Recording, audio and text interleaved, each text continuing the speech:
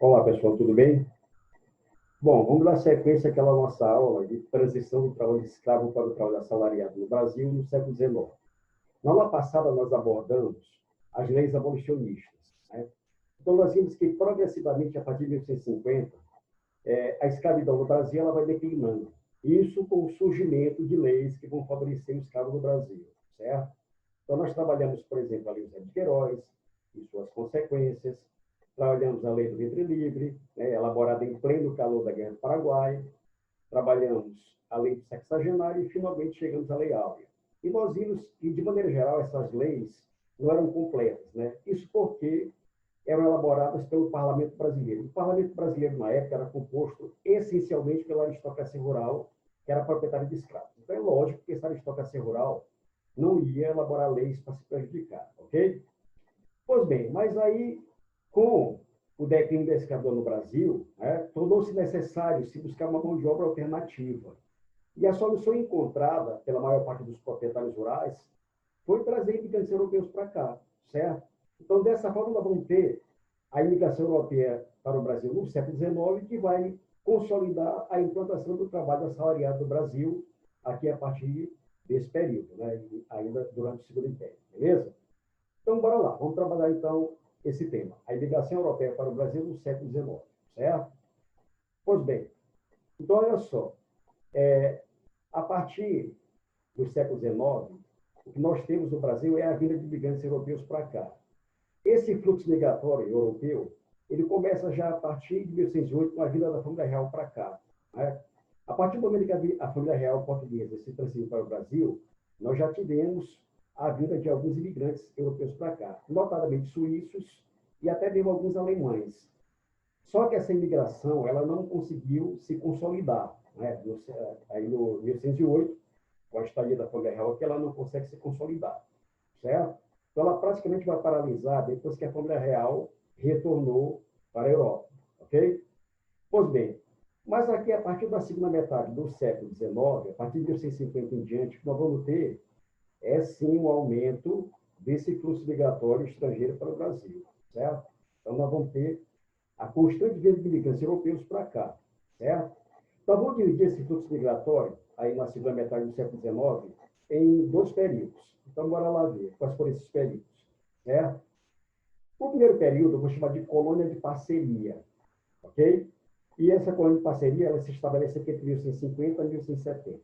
Por que colônia de parceria? Pelo seguinte, porque esses imigrantes que vão vir para o Brasil nesse momento, eles vêm financiados pelos próprios proprietários rurais. Alguns proprietários rurais, a partir da Lei José de Queiroz de 1850, perceberam que a escravidão no Brasil estava condenada, ela ia acabar de uma hora para outra.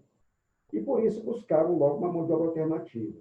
Tá? E resolveram trazer imigrantes europeus para cá. Então, nesse primeiro momento, que a gente vai chamar de colônia de parceria, é o próprio proprietário rural que vai financiar os gastos com a vida desse imigrante para cá. Então, pagar passagem, pagar alimentação, certo? De forma que, quando o imigrante chega aqui, no Brasil, ele já chega endividado para com o seu patrão, tá? Já que ele bancou todos os custos com a vinda dele de lá para cá, certo? Muito bem. Agora, por que esse imigrante vai vir para cá, para o Brasil? O que é que motiva ele a vir para cá nesse momento? São basicamente duas coisas. Nesse momento, a Europa ela está sendo arrasada por diversas guerras, né? Diversas guerras, principalmente a unificação italiana e alemã. Então, esses imigrantes, eles vão vir para cá fugindo das guerras em seu país de origem e, logicamente, com o declínio da escravidão no Brasil, você tem aqui a disponibilidade de empregos, né? Então, são esses dois motivos que vão contribuir para que esse imigrante venha para o Brasil nesse momento, certo? Então, primeiro, as guerras que ocorrem no seu país de origem. Segundo, a disponibilidade de emprego aqui no Brasil com o declínio da escravidão negra. Então, nesse primeiro momento, retornando novamente aqui ao assunto, é o próprio proprietário rural que financia. Então, de forma que o imigrante já chega aqui endividado com o seu patrão, certo? Muito bem. Então, além de já chegar endividado, tem outro problema. Ele vai estar sujeito a maus tratos e a preconceitos. A mentalidade escravista estava muito presente em nossa história nesse momento. Então, as pessoas que trabalhavam com ferramentas agrícolas, por exemplo, elas eram consideradas escravos. E esse imigrante vai ser tratado como se fosse um escravo, né? Então, vai estar sujeito à exploração econômica, né? Por exemplo, longa jornada de trabalho, salários irrisórios e também aos preconceitos e maus tratos por parte dos seus patrões. E, logicamente, que esse imigrante não vai aceitar isso. Tá? O que vai acontecer é que esses imigrantes vão se revoltar contra essas condições, né? Então, vai haver constantes revoltas de imigrantes, muitas fazendas foram incendiadas. Por exemplo, eu vi o caso da fazenda Ibicaba, de propriedade do senador Nicolau de Campos Vergueiro, onde os imigrantes se rebelaram, incendiaram a fazenda, certo? E muitos desses imigrantes foram presos e repatriados, ou seja, mandados de volta ao seu país de origem. Então, as colônias de parceria, onde o imigrante deveria atuar como colono, né, e como parceiro do proprietário rural, acabou não dando certo, né? Isso em função, certo, da exploração e maus-tratos que eles sofriam e das revoltas imigrantes, né, que nós temos nesse período. Com o fracasso das colônias de parceria, então nós vamos ter um outro momento da imigração estrangeira para cá no Brasil no século XIX, que é a imigração subvencionada. O que é que vem ser essa imigração subvencionada? Essa imigração subvencionada, ela é financiada pelo próprio governo. Não esqueçam, gente, que a imigração, a escravidão está decadente, principalmente porque vai haver a Guerra do Paraguai nesse período e grande parte dos escravos disponíveis no Brasil vão participar do nosso exército. Então, há uma necessidade de mão de obra aqui no Brasil, certo? Portanto, com o fracasso das colônias de parceria, o próprio governo passou a financiar os gastos com a vinda desse imigrante, certo? Então, vai financiar passagem, alimentação, a estadia, e, logicamente, não vai cobrar desse imigrante. Então, ele vai chegar aqui livre de dívidas. Então, sem dívidas, o que vai acontecer? Ele vai se empregar nas fazendas, cafeeiras e outras atividades como trabalhador assalariado, recebendo um salário mensal em troca do seu trabalho. Ok? Muito bem. Outra coisa aqui também é que, é lógico, não interessa que esse imigrante seja proprietário, interessa que ele seja mão de obra. Portanto, os proprietários rurais e o próprio parlamento brasileiro, né, que, por sua vez, era formado por proprietários rurais, por aristocratas rurais, vão tomar medidas para evitar que esse imigrante se torne um proprietário. Uma dessas medidas foi a Lei de Terra de 1650. Essa Lei de Terra de 1650 fixava o seguinte: a posse da terra no Brasil só seria possível mediante compra, certo? Antes dessa lei, qualquer pessoa que quisesse se estabelecer em terras devolutas aqui no Brasil, bastava fazer uma petição ao governo, certo? E dependendo da petição, o governo liberava as terras praticamente de graça para essa pessoa, né? A partir de agora, não. A partir de agora é só mediante compra. E é claro, o imigrante não vai ter dinheiro para comprar essas terras, pelo menos nesse primeiro momento, né? Posteriormente, alguns imigrantes vão acabar acumulando recursos e, apesar da lei, vão acabar adquirindo terras, né? Mais para frente. Muito bem. Certo? Ok. Então, na República Velha, esses imigrantes, né, e só vai aumentar a proporção da vida de imigrantes com o passar do tempo, né, de forma que essa migração vai se prolongar desde o Segundo Império até a República Velha. Então, na República Velha, o que você vai observar é que muitos desses imigrantes estavam enriquecidos, né? Enriqueceram, alguns se tornaram industriais, ok? Mas muitos continuaram vindo para o Brasil na condição de meros operários, meros trabalhadores braçais. E esses imigrantes ligados às camadas populares vão ser os responsáveis, na República Velha, além de 1689 a 1930, pela introdução de ideias revolucionárias, como, por exemplo, as ideias anarquistas e socialistas, né, aqui no Brasil. E também serão os responsáveis pela fundação dos primeiros sindicatos, ok, aqui no Brasil. Tudo bem? Muito bem. Então, você tem esses dois momentos aqui na imigração estrangeira para o Brasil, aqui no decorrer do século XIX, né? As colônias de parceria e a imigração subvencionada. Tá? É bom observar que cada uma ocorre em um momento diferente e tem características diferentes. Ok? Muito bem. Mas vamos continuar analisando aqui. Então, como eu citei, né, esses imigrantes que vieram para cá durante a República Velha introduziram ideias políticas novas, como o anarquismo, o socialismo, e também serão os responsáveis pela fundação dos primeiros sindicatos. Ok? Pois bem, alguns aspectos da imigração no Brasil aqui no século XIX, algumas coisas que marcaram essa imigração aqui no Brasil no século XIX que nós temos que lembrar lá na hora do Enem, ok? Então, por exemplo, olha aqui, ó.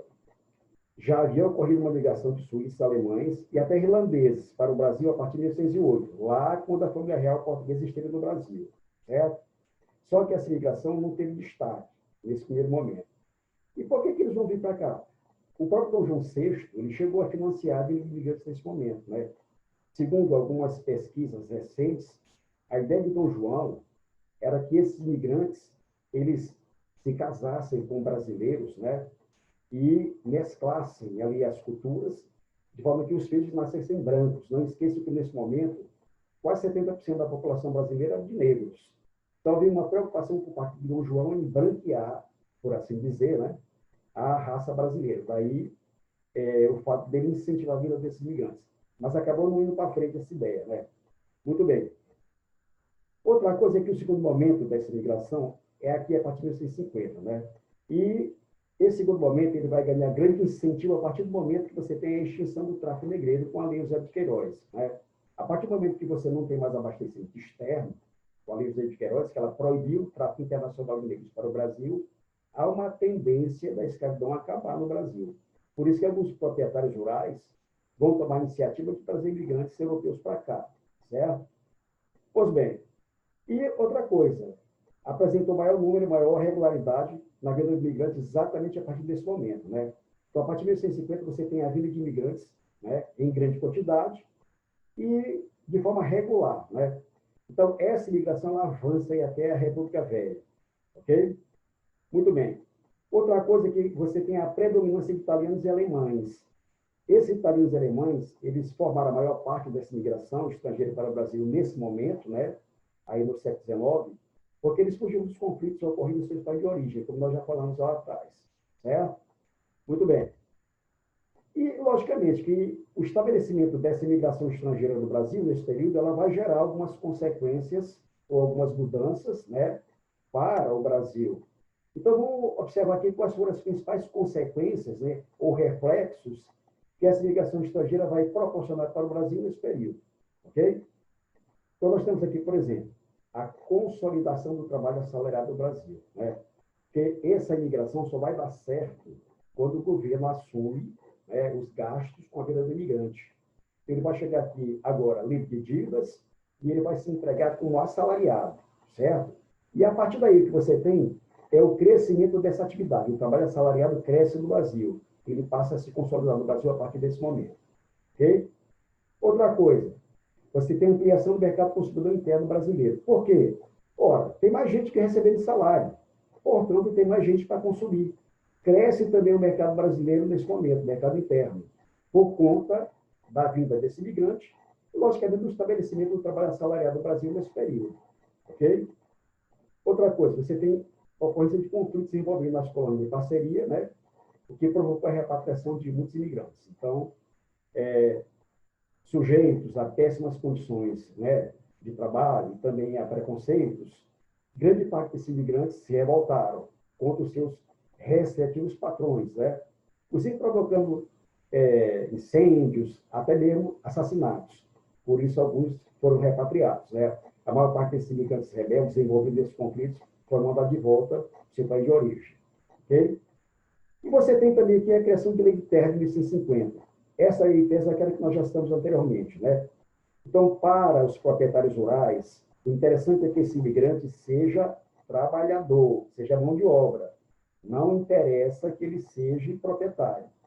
Por isso, era preciso impedir que ele pudesse adquirir terras e que mais tarde viesse a se tornar um proprietário rural no Brasil. Tá? Por isso, criaram essa lei, Lei de 10.150. O que ela estabelecia, lembrando? A partir daqui, a posse da terra no Brasil só seria possível mediante compra, certo? E, logicamente, que esse imigrante, pelo menos nesse primeiro momento, ele não tem recurso para adquirir essas terras, tá bom? Então, gente, aqui nós temos as principais consequências, certo? Que essa imigração europeia para o Brasil no século XIX vai proporcionar, beleza? Tá? Muito bem, então vamos ficar por aqui, tá? E na próxima a gente pega aí outro assunto referente também ao segundo inverno, ok? Um abraço, até a próxima.